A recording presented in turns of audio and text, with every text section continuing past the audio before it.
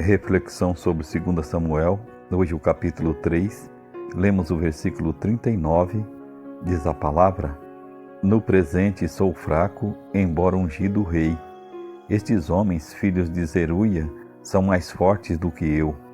Retribua o Senhor aos que fez mal segundo a sua maldade.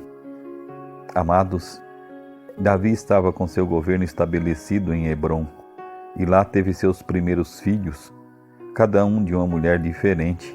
A poligamia, apesar de não ser do agrado de Deus, era um costume pagão que Israel havia adquirido.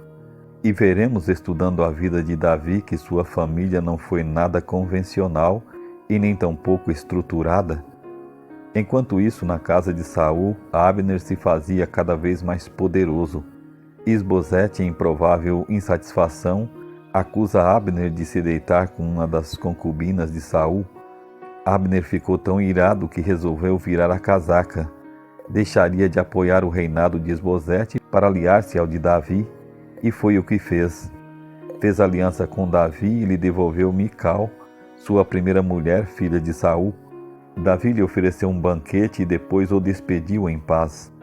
Quando Joabe chegou com seus homens de uma batalha, soube o que havia sucedido e ficou furioso, questionando a Davi acerca do ocorrido. Percebendo que Davi não o ouviria, mandou chamar Abner de volta sem que Davi soubesse, o levou para um canto em particular e o matou, agindo assim Joabe em vingança do sangue do seu irmão Asael. Davi ficou muito angustiado e lamentou com grande pesar a morte de Abner, com palavras tão comoventes que todo o povo chorou muito mais por ele, e encerrou sua fala dizendo: Retribua o Senhor ao que fez mal, segundo a sua maldade. Após saber da morte de Abner, Davi praticamente roga uma praga sobre Joabe. Caia este sangue sobre a cabeça de Joabe e sobre toda a casa de seu pai.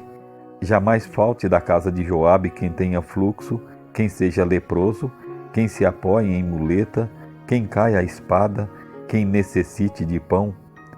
Que palavras duras, não? Já passou por sua cabeça desejar tais coisas a alguém que lhe fez mal?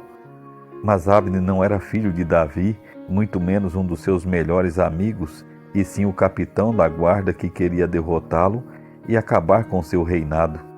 Então, por que Davi toma as dores da morte de Abner com tanta intensidade? Primeiro, seu reino estava no início e precisava de reforços, não de inimigos. Segundo, ele havia feito aliança com Abner e seu nome estava em jogo. Terceiro, Davi não concordava com rivalidade entre irmãos. O verso 29 demonstra uma solução humana para tentar impedir que outros viessem a cometer o mesmo erro de Joabe. E o final do verso 39 foi um clamor pela justiça divina, pois só ela poderia frear a vingança. Enquanto Davi cumpriu as escrituras, Joabe as pisoteou. Diz a palavra em Romanos 12, versículo 20, se o teu inimigo tiver fome, dá-lhe de comer. Foi o que fez Davi ao oferecer um banquete a Abner e seus homens. E ainda em Romanos 12, versículo 18, diz a palavra: se possível, quando depender de vós, tende paz com todos os homens. Assim despediu Davi a Abner e ele se foi em paz. Essas atitudes foram fruto da bondade de Davi? Não, amados. Foram fruto da bondade do Senhor em Davi. Eis o que faz toda a diferença. Não foi Davi, não sou eu, não é você. Foi Deus em Davi, é Deus em mim, é Deus em você. Pois que é o homem que dele te lembres? Salmos 8, versículo 4. Todos se extraviaram e juntamente se corromperam, não há quem faça o bem, não há nenhum sequer. Salmos 14, versículo 3. Não somos merecedores da graça divina, nem tampouco nossa vida tem algo de bom para oferecer. Há somente um que é bom, e ele em nós é o segredo para uma boa colheita. Pois o fruto do justo é a árvore da vida. Provérbios 11, versículo 30.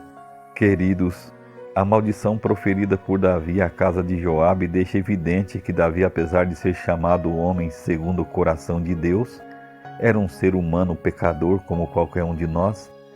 Para Deus não existe mais bonzinho ou menos bonzinho. Existe a bondade do Senhor atuando em nós. Se realmente a aceitamos, Ainda que os nossos pecados sejam vermelhos como o carmesim, se tornarão brancos como a neve e como a lã. Isaías 1, versículo 18. Portanto, amados, permita que Cristo viva em você. Não haja às escondidas como Joabe lançando o veneno do ódio sobre os outros. E deixe eu lhe revelar uma coisa. O veneno não é lançado sobre outros, na verdade é lançado para cima, caindo sobre quem o jogou. A vida de Abner foi ceifada por Joabe, mas na verdade Joabe selou a sua própria desgraça e destruição. Se Deus não nos trata segundo os nossos pecados, nem nos retribui consoante as nossas iniquidades, quem somos nós para querer fazer vingança com as próprias mãos? Evangelho de São Mateus 5, versículo 9 diz a palavra: Bem-aventurados pacificadores, porque serão chamados filhos de Deus. Que o nosso Pai do céu nos ajude a sempre confiar em sua providência. Vamos orar? Senhor nosso Deus e Pai, quantas lições podemos tirar para a nossa vida quando estudamos a Tua Palavra com atenção e com a presença do Teu Santo Espírito em nós. Perdoe os nossos pecados, Senhor. Purifique-nos de todo o mal. Batiza-nos com Teu Santo e Bom Espírito a cada dia. Opere um milagre em nossa vida, retirando de nós todo o mal, todo desejo de vingança, e derrame o Teu amor em nós, para que as nossas atitudes sejam agradáveis a Ti. Nós oramos, nós agradecemos, no nome de Cristo. Amém.